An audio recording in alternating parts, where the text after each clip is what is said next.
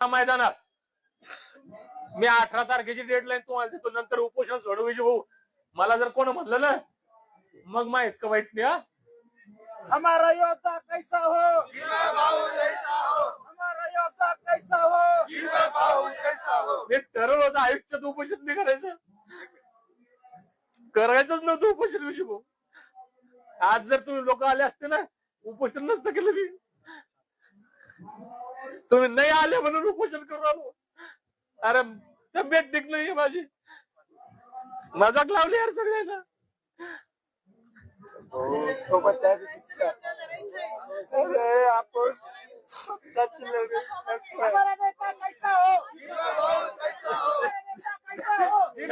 महाराष्ट्रातल्या सर्व धनगर बांधवांना जय मल्हार. आता 5:45 वाजलेत. इतिहास मी सांगत नाही आता. आज या ठिकाणी आमरण उपोषण सकाळी सुरू झालं. ही जी परवानगी आहे आझाद मैदान या परिसरामध्ये आंदोलन करण्याची, माननीय उच्च न्यायालयानं नियम घालून दिलेले आहेत. संध्याकाळी 6 वाजता तुम्हाला ग्राउंड खाली करावं लागतं. 21 तारखेला सरकारनं प्रचंड पोलीस बळाचा वापर करत हे आंदोलन दडपण्याचा प्रयत्न केला, तरी सुद्धा मल्हार मावळे या ठिकाणी जागा बसायला कुणाला नव्हती. एवढं फुल्ल हे ग्राउंड भरलं होतं.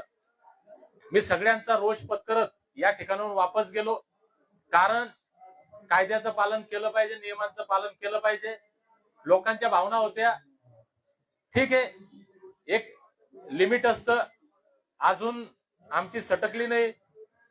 ज्या दिवशी सटकन त्या दिवशी पाहू, पण ते सटकेल नव्हते त्या दिवशी. ठिकाणावर होतं, थोडस शांतता होती, आम्ही वापस गेलो.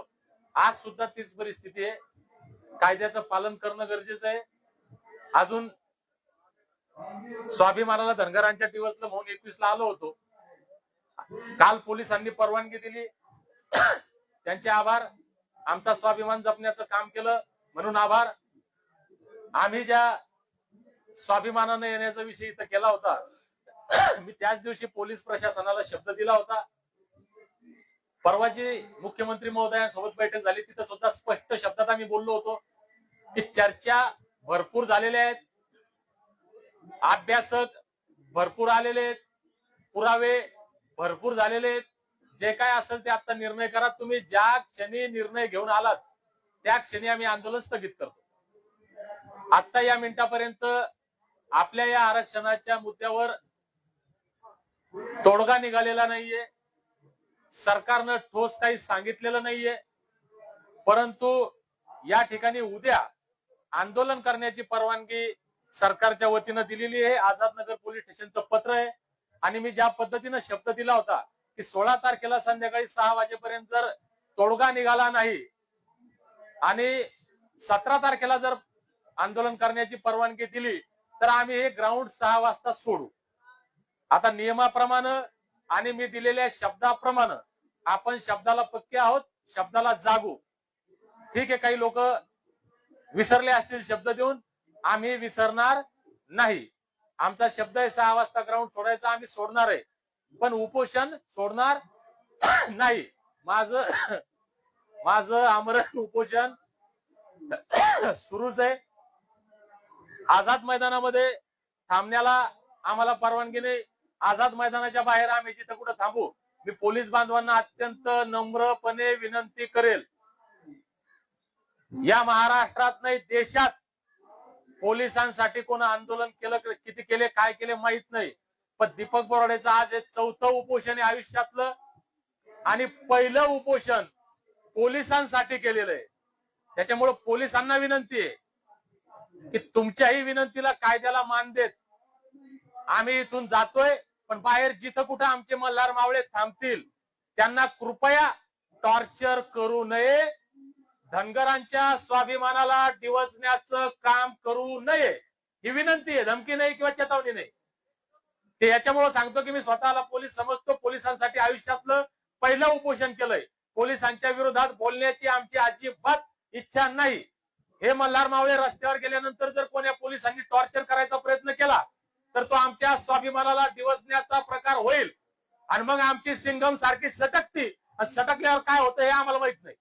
त्याच्यामुळं हात जोडून विनंती आहे, आम्ही इथून 6 वाजता जातो, उद्या सकाळी 9 वाजता स्वाभिमानानं या आझाद मैदानामध्ये येऊ. आमचा प्रश्न कायम आहे, आमची लढाई कायम आहे.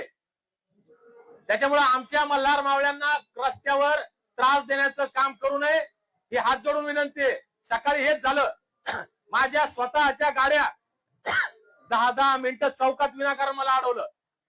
सकाळी सटकता वाचली, माझी थोडीशी सटकली होती म्हणून ते बरं झालं. त्या गाडीवर बसून आलो मग मी इथे इथपर्यंत. विनाकारण त्रास देऊ नका. तुमची प्रत्येक गोष्ट मी पाळतोय, तुमची प्रत्येक गोष्ट मी मानतोय, पण स्वाभिमानानं जगणारा माणूस आहे. समाज माझ्यापेक्षा जास्त स्वाभिमानी आहे. आमच्या स्वाभिमानाला दिवचू नका. आता आम्ही इथून जातोय, 6 वाजता मी ग्राउंड सोडणार.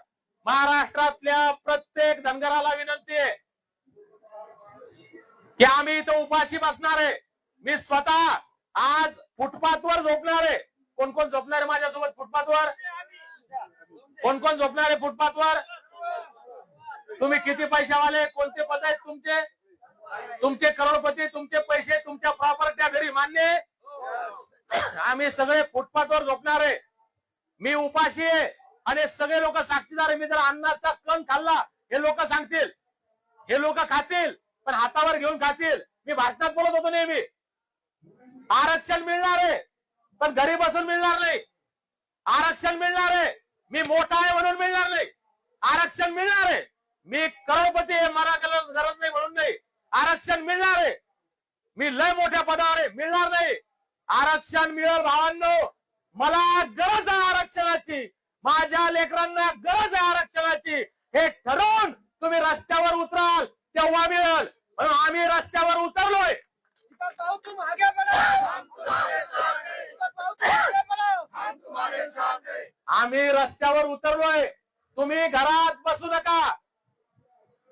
मी कायदा 100% पाळणार आहे. मी सांगितलं 18 तारखेची परवानगी मिळाली आहे. उद्या 17 तारखेची ही परवानगी मिळाली. उद्या मला 18 तारखेची परवानगी मिळेल, पण 19 तारखेची परवानगी मिळणार नाही.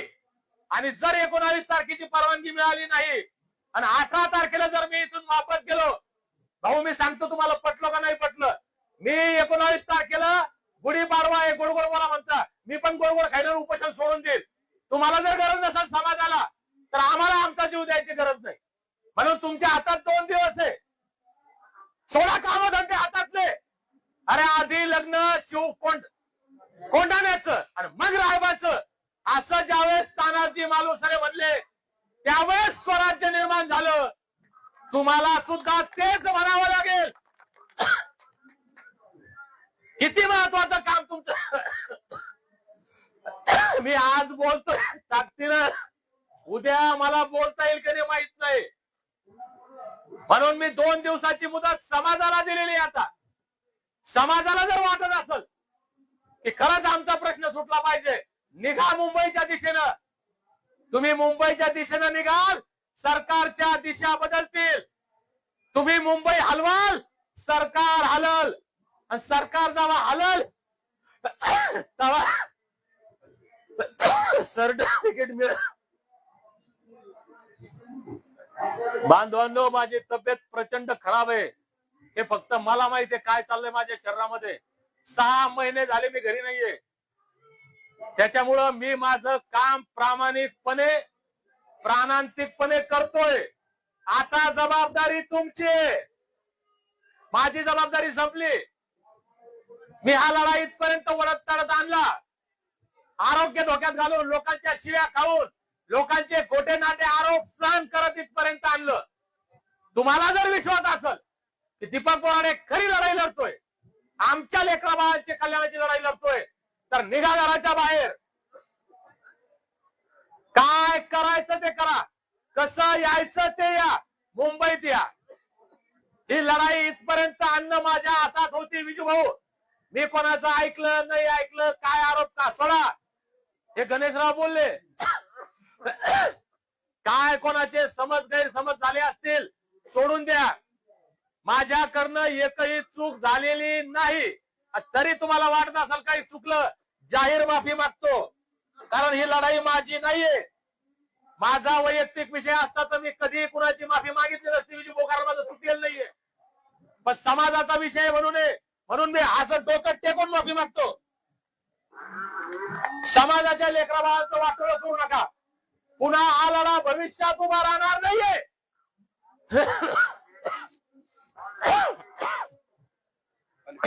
दीपक भाऊ तुम आगे बढ़ो.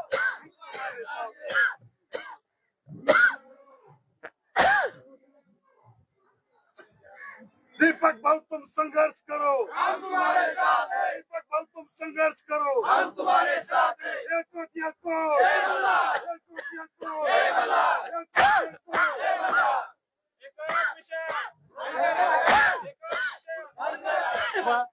भावांनो, हात जोडून तुम्हाला विनंती करतो, पुन्हा हा लढा उभा राहणार नाहीये. जो काय होईल ना ते या याच्यात होईल, याच्यानंतर लढा उभा राहणार नाही. आता तुम्हाला सांगतो, पुन्हा दुसरा दीपक बोराडे येणार नाही. आला तर तुम्ही विश्वास ठेवणार नाही. कोणी येणार नाही इकडं, मुंबईला नाही, कुठंच नाही. काठावर बसून मजा नका पाहू. आता या मैदानात मी 18 तारखेची डेडलाईन तुम्हाला देतो. नंतर उपोषण सोडवायचे भाऊ. मला जर कोण म्हणलं ना, मग माहित का वाईट नाही. हा, हमारा योद्धा कैसा हो, दीपक भाऊ जैसा हो. हमारा योद्धा कैसा हो, दीपक भाऊ जैसा हो. मी ठरवलं होतं आयुष्यात उपोषण नाही करायचं. करायचंच नव्हतं उपोषण विषय भाऊ. आज जर तुम्ही लोक आले असते ना, उपोषण नसतं केलं मी. तुम्ही नाही आले म्हणून उपोषण करू आलो. अरे तब्येत ठीक नाहीये माझी. मजाक लावली यार सगळ्यांना.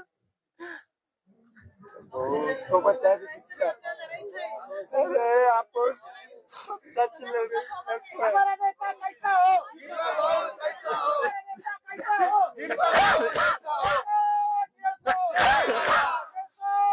हो. जय मल्हार. आरक्षण आमच्या हक्काचं आणि कुणाच्या व्यापाराचं. सगळ्या समाज बांधवांना एक विनंती ऐका आपल्या इथं सगळ्या समाज बांधवांना एक विनंती. आपण हा जो आझाद मैदानाचा जो भाग आहे हा सोडणार. आपण कुठंच याच्या लगेच फुटपाथवर जिथं जिथं जागा सापडेल. मला आता बिरू कोळेकरांनी विचारलं की आपल्या बाकीच्या बांधवांची व्यवस्था कुठं करायची. मी त्यांना व्यवस्था महाराष्ट्रातल्या ऐका तुम्ही. मी महाराष्ट्रातल्या धनगरांना सांगतो, आम्ही फक्त तुमच्या खाण्यापिण्याची व्यवस्था करू. राहण्याची व्यवस्था कुणाचीही करणार नाही. कोण म्हणलं तरी आम्ही व्यवस्था घेणार बी नाही. आम्ही रस्त्यावरच राहू, फुटपाथवर राहू. 18 तारखेच्या 6 वाजेपर्यंतचा मी टाइमलाईन देतोय भावांनो. 18 तारखेच्या 6 वाजेपर्यंत तुम्हाला काय करायचं ते करा. तोपर्यंत मी तुमचं ऐकल. 6 वाजता मी प्रशासनाचं ऐकल. त्याच्यामुळे आता ही लढाई तुमच्या हातात आहे. तुम्ही ठरवा काय करायचं. आज माझ्या हातातून आवाज तोंडातून निघतोय. गेल्या 6 महिन्यापासून भाऊंच्या डोळ्यात आज आसू आली. मी कधी चाललो म्हणजे डोळ्यात आसू पाहिली, रडताना पाहिलं. प्रत्येकाने या प्रत्येक आसूची किंमत करायची आहे. आणि 18 तारखेला उद्या तुम्ही सगळे याच्यात सहभागी व्हा. जी शेवटची डेडलाईन आहे. भाऊ तुम्ही आता शांत व्हा. हे बाकीचं आपण प्रत्येकाने बोललं पाहिजे. आपलं फेसबुक चालू करा, आपल्या मीडियावरून ते सांगा. समाज बांधवांना एक ऐका व्यवस्था करावी. सगळ्या बांधवांना हात जोडून विनंती आहे. तुम्ही सगळे मला मानता का? मानता? माझा शब्द तुटू द्यायचा नाही. मी पोलीस प्रशासनाला सांगितलंय 6 वाजता ग्राउंड सोडल. 6 वाजता ग्राउंड सोडायचं. पोलिसांना त्रास द्यायचा नाही. आपल्याला पोलिसांशी भांडायचं नाही. पोलिसांचं आपलं भांडण नाही. उद्या 9 वाजता सगळ्यांनी इथं यायचं. आणि इथं आल्यानंतर तुमच्या खाया प्यायची व्यवस्था इथं आहे. एकदा आल्यानंतर ग्राउंडच्या बाहेर कोणच जायचं नाही. आणि एकदा आल्यानंतर जो ग्राउंडच्या बाहेर गेला तुम्ही तुमच्यातच ध्यान ठेवा. त्याला आत येऊ देऊ नका. पुन्हा शिस्त पाळावं लागल. एक येतो इकडे जातो तिकडे जातो असं चालणार नाही. म्हणून 6 वाजता आम्ही जातोय भावांनो. तुम्ही आता ठरवा. आम्ही सगळे घरदार सोडून 6 महिने झाले फिरतोय. हे सगळे आंदोलन करते. कोण काम आहे यातलं? याला काही काम धंदे नाहीत का? याच्या मागे लग्न नाही का? हे पाटोल साहेबाच्या सख्या भाचीकडे लग्न आहे. ते नाही आले का लग्न सोडून? अरे ही समाजाची तळमळ चालली बाबांनो. म्हणून पुन्हा एकदा समाजाला हात जोडून कळकळीची विनंती करतो. आपल्याला जर असं वाटत असेल की लेकरा बाळांचं कल्याण व्हावं, तर आता आपण मुंबईच्या दिशेने यायला पाहिजे. दुसरा पर्याय आपल्याकडे नाहीये. तेव्हा आता उद्या भेटूया सकाळी 9 वाजता. तोपर्यंत हे आंदोलन तर चालूच आहे, पण आमरण उपोषण सुद्धा चालू आहे. हे सगळे लोक माझ्या आजूबाजूने मी ग्राउंड मध्ये झोपणार आहे. एक अन्नाचा कण जर खाल्ला, थोडा जरी फॉल्ट केला, हे तुम्ही सगळे कॅमेरे म्हणून राहा. काय सरकारला काय माझी मेडिकल तपासणी करायची, काय ब्लड सॅम्पल घ्यायचे, मी आता बसून बोलतोय. उद्या मला माहित नाही काय माझी तब्येत, मला माहित नाही. सरकारनं आता काय तुमच्या तपासण्या करायच्या ते करू शकता, पण सरकारला एक सांगणं आहे, कृपा करून माझा आवाज डाऊन होण्याची आणि माझ्या मरणाची वाट पाहू नका फक्त. धन्यवाद. जय मल्हार.